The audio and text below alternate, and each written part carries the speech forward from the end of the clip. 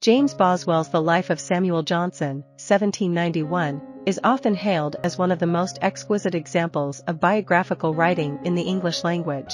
Samuel Johnson, an English poet, essayist, and lexicographer renowned for his groundbreaking dictionary of the English language, serves as the central figure in this work. However, Johnson is not predominantly remembered for his own literary creations, but rather for being the captivating subject of Boswell's biography. Boswell, a Scottish lawyer, crossed paths with Johnson for the first time in 1763, thus beginning a friendship that spanned 21 years. Throughout their association, Boswell meticulously documented Johnson's utterances and activities using his ingenious form of shorthand. Over time, these notes evolved into an extensive biography that Boswell published 7 years following Johnson's demise.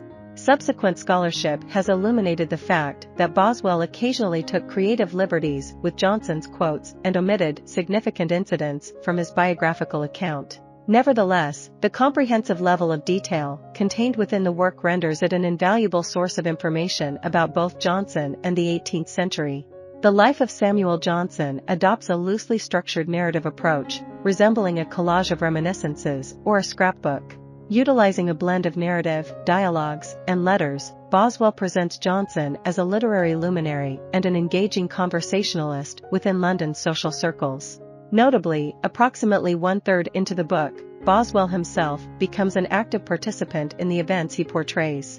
The true value of this work lies in its portrayal of the intricate friendship shared between Johnson and Boswell. Despite their differing ages and backgrounds, these two individuals maintain a profound intellectual affinity. Their dialogues traverse a spectrum of subjects, encompassing religion, politics, law, literature, and morality. Collectively, the book underscores the evolving concept of celebrity, exemplified through Boswell's fervent desire to offer the public an all-encompassing depiction of Johnson's life and character. Within his intellectual circle of companions, including figures like actor David Garrick, playwright Oliver Goldsmith, political philosopher Edmund Burke, and painter Sir Joshua Reynolds, The Life of Samuel Johnson also sheds light on Johnson's benevolent acts. Notably, the book portrays his acts of charity towards individuals like Anna Williams, a blind woman, and Francis Barber, a black man originally from Jamaica who eventually becomes Johnson's valet and heir. These episodes offer an intimate glimpse into the personal facets of Johnson's life and his diverse interests.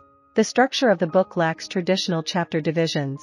Instead, page headings indicate the covered month and year, as well as Johnson's age during those periods, providing readers with orientation.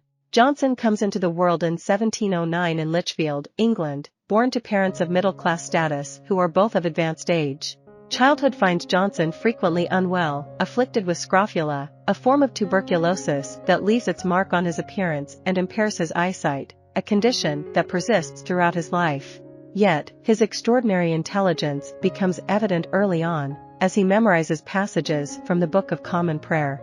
Excelling in his studies, Johnson starts composing poems and translating Latin verse at the age of 16.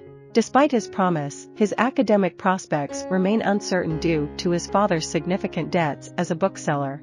In 1728, Johnson enrolls at Oxford University, where he refines his prowess in Greek and Latin and hones his poetic craft. However, financial constraints force him to leave university after 3 years without attaining a degree. Returning to Lichfield, he grapples with a period of physical and mental distress. His attempts to become a schoolteacher face rejection due to his lack of a degree. When he does secure a teaching assistant position, a disagreement with the headmaster leads to his swift departure from the school. Assisted by his friend Thomas Warren, a publisher, Johnson embarks on the creation of translated and annotated books. Following Warren's passing, Johnson marries his widow, Elizabeth, who happens to be 2 decades his senior.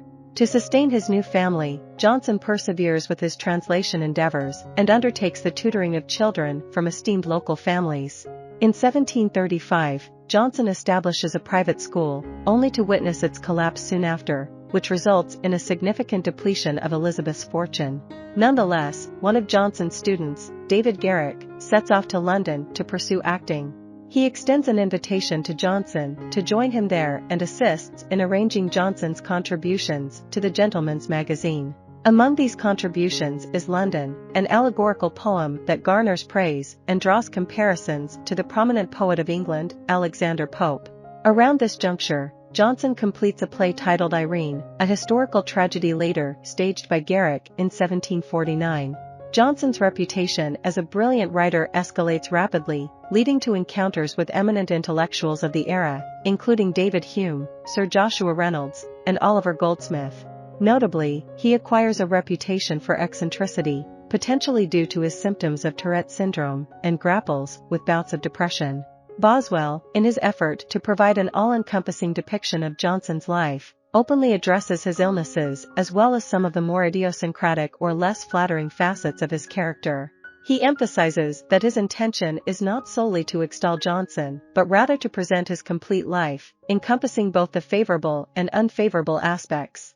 In 1746, publishers approached Johnson with the proposition of creating an exhaustive dictionary of the English language. Surprisingly, Johnson expresses his desire to undertake the project independently, eschewing the involvement of a scholarly team.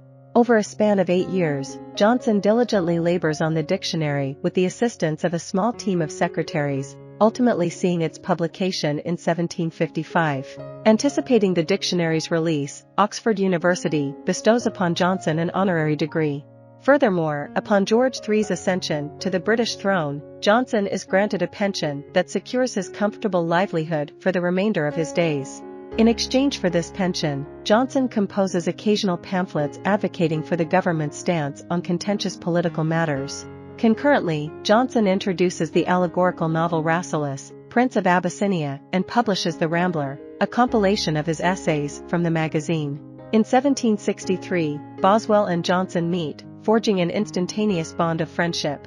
Boswell frequently engages with Johnson during his London visits, and the two partake in numerous conversations and meals, often within the company of fellow members of the literary club, established by Johnson in 1764.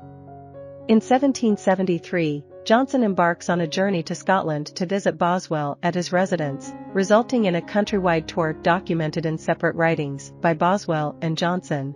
As the 1770s unfold, Johnson's health begins to deteriorate, yet he persists in his creative endeavors.